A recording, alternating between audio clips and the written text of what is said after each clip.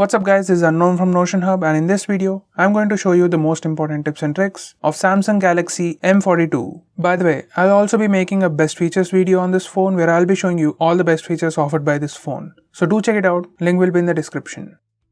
Now with that said, let's start with navigation gestures. Once you enable this, you can swipe up to go home, swipe up and hold for recent apps, swipe from left or right to go back.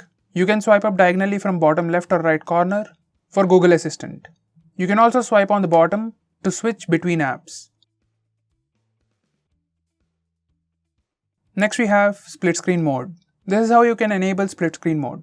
Go to recent apps page, tap on app icon and then select split screen. This will open the current app in split screen. And from the bottom you can select another app. Now this is how you can enable pop-up view. Go to recent apps page, tap on app icon and select pop-up view. And the app will open in small window. Now you can resize the app, select its transparency, minimize it to a bubble, maximize it, and you can also close it. Next, we can enable split screen for all apps. There are some applications that still do not support split screen mode. So to fix that, you can go to settings and then select about phone and go to software information. Now click on the build number few times. Once you do that, developer options will be enabled. Now if you go back to settings, you can find developer options. Select that and scroll all the way to the bottom and enable force activities to be resizable and then restart your phone. Now you will be able to use all applications in split screen mode. Next we have camera gestures. Now we have few camera gestures, like you can swipe up the shutter button for a floating button. You can place it near your thumb for easy access. Swipe it back into the shutter button to remove it. You can swipe up and down on preview window to switch between front and rear cameras. You can also pinch to zoom in and out to switch between primary and wide angle cameras. Now in the front camera, you can show your palm to take a picture.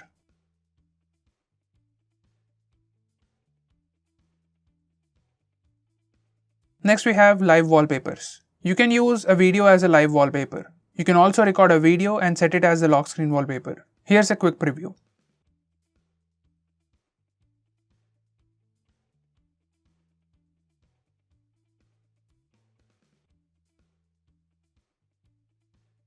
Next we have edge lighting. Now these are the settings and these are all the different styles of edge lighting available.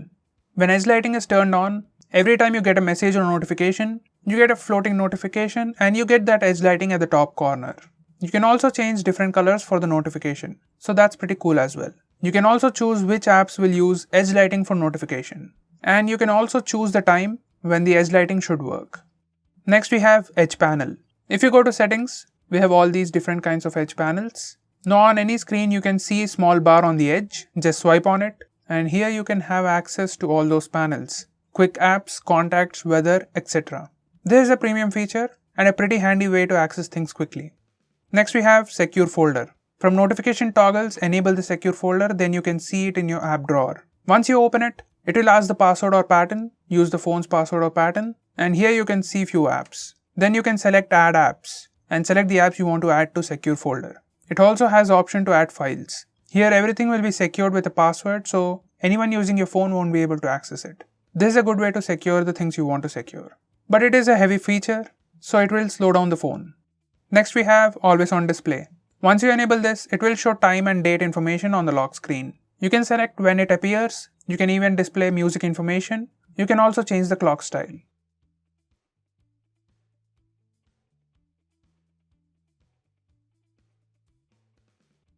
Next we have screenshot. As with most phones, you can take the regular screenshot with the buttons. Just press the volume down and power button at the same time to take a screenshot. This works everywhere.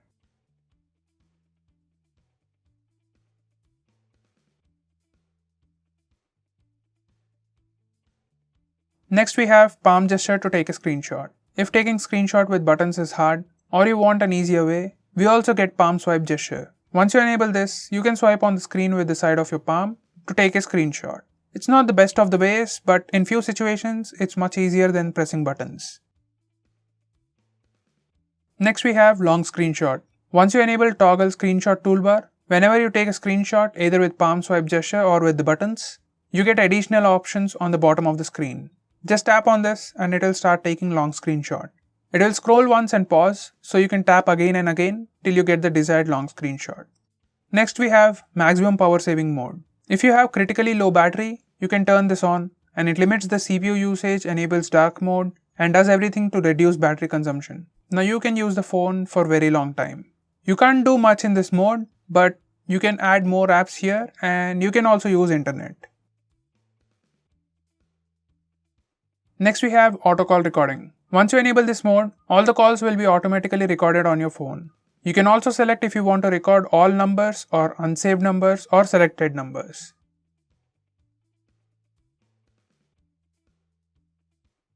Next we have default apps. This is default apps page. From here you can select your default browser, default phone dialer, default home screen, that's the default launcher, and so on. Next, we can show battery percentage. Once you enable this toggle, it displays the battery percentage on the status bar. Next, we can disable fast charging. From battery settings, you can disable this toggle, fast charging. Next, we can display brightness control all the time. Now this is your brightness slider. You can also put this brightness slider on top here, and you can do that from here. Select quick panel layout and enable show brightness on top. Now you can access the brightness slider on top. Next, we can change flashlight intensity. From notification panel, tap on the name of flashlight icon. Now you can get this bar to change the brightness. When flashlight is on, you can move this bar for desired brightness of the flash. Next, we have quick settings. In notification panel, you can access quick settings for all these toggles. You can change sound profiles, change flashlight intensity, change blue light intensity, change auto rotate options, change Bluetooth options, and change Wi-Fi network directly from the notification toggles. Next we have home screen gestures. Now these are for notification bar. When you swipe down using a single finger on the status bar, you get the quick notification toggles, and then notifications. Now if you do the same thing with 2 fingers, you directly go to the notification toggle area. Next, we can disable wallpaper service. Once you disable this wallpaper service option, the lock screen wallpapers no longer change, and a single wallpaper will be fixed. Next we have SIDEKEY feature. Right out of the box, when you press and hold the power button, it takes you to Bixby and you don't get the power options. So for power options, you need to go to the notification area and click this button for the power menu. Now if you want to change that, or if you just want to use the power button for, the power options, you can select power off menu. Once you do that, you can just press and hold the power button for power off menu. Next we also have quick shortcut. We can double press power button to quickly open the camera application, or you can set it to open Bixby, or else you can also open your favorite application.